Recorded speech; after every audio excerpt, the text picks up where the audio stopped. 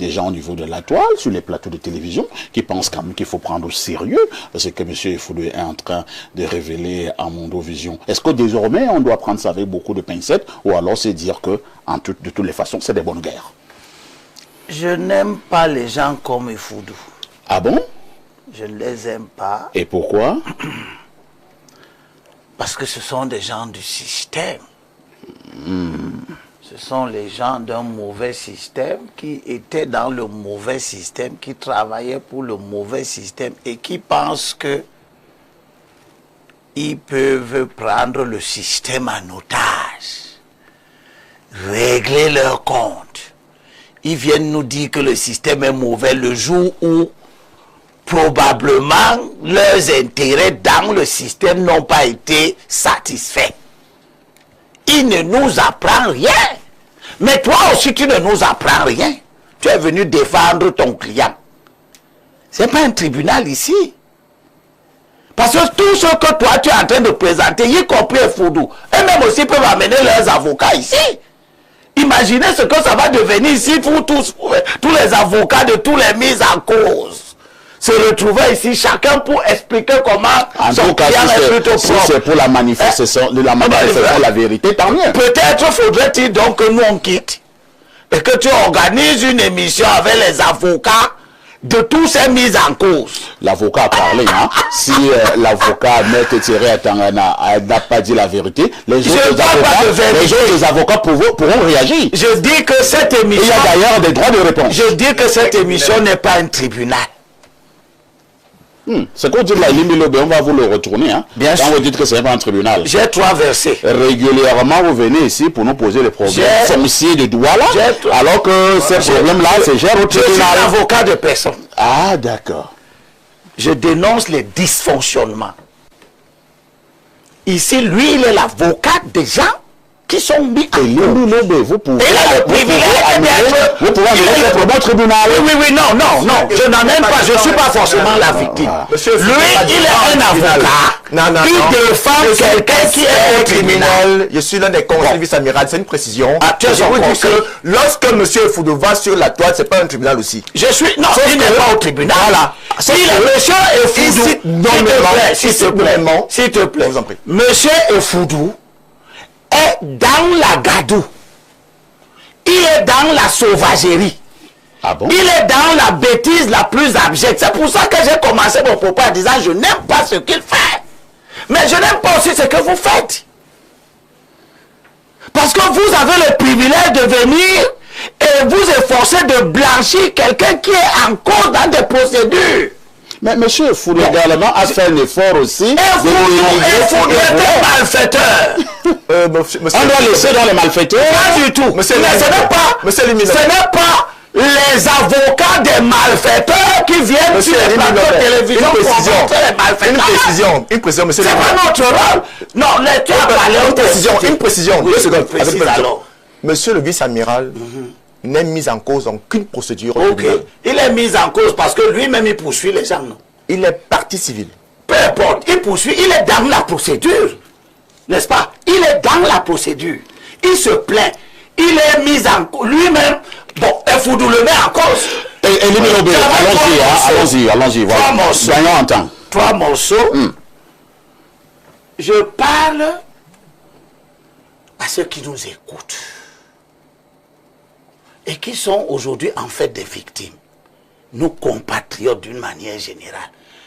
Qui écoutent les ONA dans leur posture pour expliquer, qui écoute le maître ou le conseil, l'expert, qui vient expliquer au profit des gens qui sont en mise en cause dans un système. Eux tous établissent clairement la pourriture du système.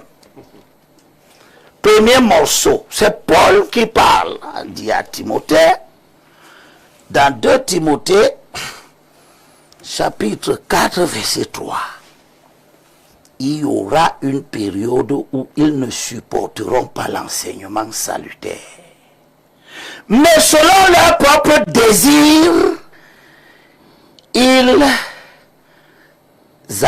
accumuleront des enseignants pour eux-mêmes, afin de se faire agréablement caresser les oreilles. Notre peuple veut se caresser les oreilles. Dès que n'importe qui prend la parole, il dit n'importe quoi sur les réseaux sociaux. Tout le monde se verse dedans. Il a raison.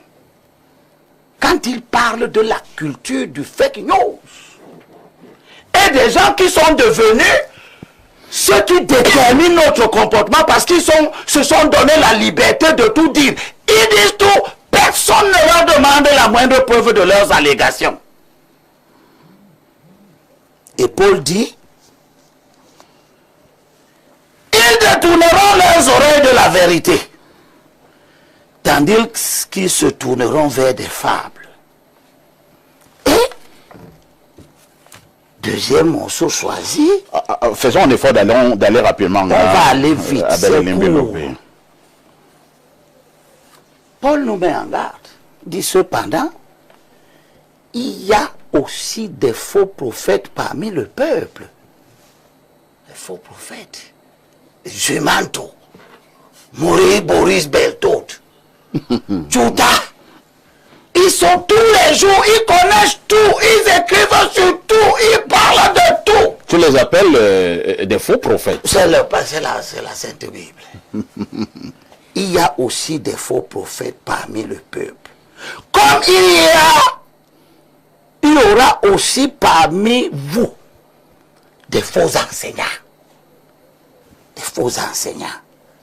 Ces gens-là introduiront furtivement des sectes destructrices et renieront même le propriétaire, c'est-à-dire le chef de l'État, qui les a achetés, amenant sur eux-mêmes une prompte destruction. Dernier morceau. Oh là là, oh là là. Élie, c'est pas la messe ici. Je termine. Vous avez lu deux versets, vraiment. Ce n'est pas la messe. Je termine. C'est vraiment comme dimanche. Je termine. Là, c'est un Jean qui parle. Bien-aimé, ne croyez pas que toute parole est inspirée, mais éprouvez les paroles inspirées pour voir si elles viennent de Dieu. Parce que beaucoup de faux prophètes sont sortis dans le monde.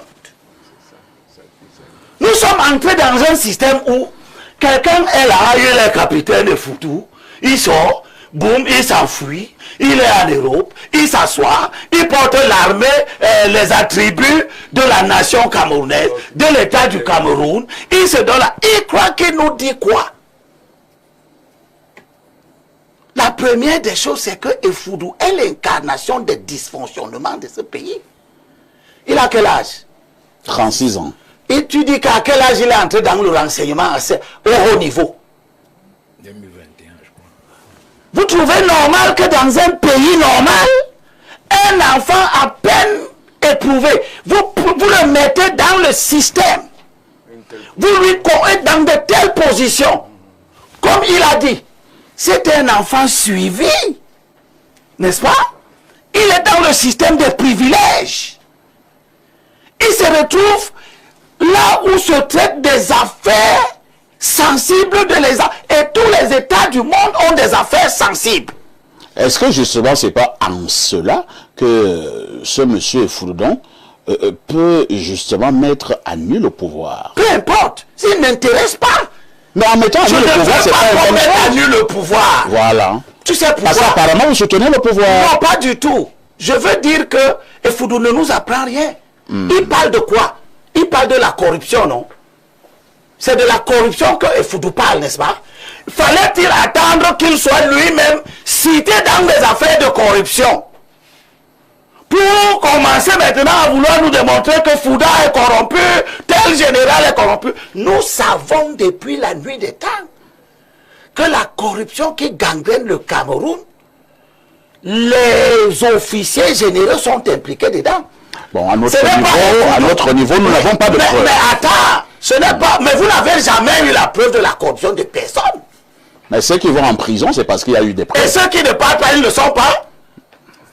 Chutons à Elimbi Lobé. Nous savons que dans les casernes, le carburant fait l'objet de beaucoup de corruption. L'approvisionnement dans les casernes fait l'objet de corruption. Nous savons que nos grands militaires ne sont pas propres. Nous n'avons pas la preuve. La gangrène qui gronge le Cameroun, les officiers sont dedans. Nous n'avons aucune preuve, Abel Elimbi Lobé. Vous n'avez même jamais eu la preuve, même quand la Cour des comptes fait des rapports. Ça ne vous sert pas de preuve non plus. La Cour des comptes n'a jamais épinglé un officier supérieur. Je veux dire qu'elle ne l'épinglera jamais. Donc la Cour des comptes ne regarde pas ce qui se passe dans l'armée. Est-ce que depuis que comment on appelle le tribunal criminel spécial est là, vous connaissez un officier général supérieur qui a été épinglé? Mais les voilà qui sont cités dans des tas d'affaires. Abel Elimbi Lobé apporte la preuve et ces officiers supérieurs seront épinglés. Pour dire quoi? Pour dire que M. Effoudou est un homme du système. Vous l'avez dit. Il est la manifestation même des dysfonctionnements du système. Très bien. Puis il croit maintenant que... il y a la redondance, à notre je suis en train de conclure. Il croit maintenant que nous sommes en quête de ces saletés qu'ils viennent révéler. Mais il ne fait pas de révélation. C'est compris. Toutes ces saletés sont connues. Très bien. Soulé. Et je dis, et je mets en garde pour la dernière fois, tous ceux qui servent le système et qui croient que quand ils sont en déchéance, quand on leur a refusé un privilège, ils peuvent se servir de nous comme des espèces d'appâts en faisant comme s'ils vont venir, ils sont dans notre lutte. Notre lutte n'est pas une lutte de règlement de compte, monsieur Effoudou. Vous réglez vos comptes. Avec les toi-même tu es Effoudou. Tu règles tes comptes avec les Fouda, avec les Onana, avec les Mbarga, avec les Si. Vous êtes dans une... C'est-à-dire que c'est un groupe. Vous êtes en train de vous manger et j'aimerais vous donner Galate. Non, on n'a plus le temps de Galate. Je suis désolé. On va passer la parole à Soulé.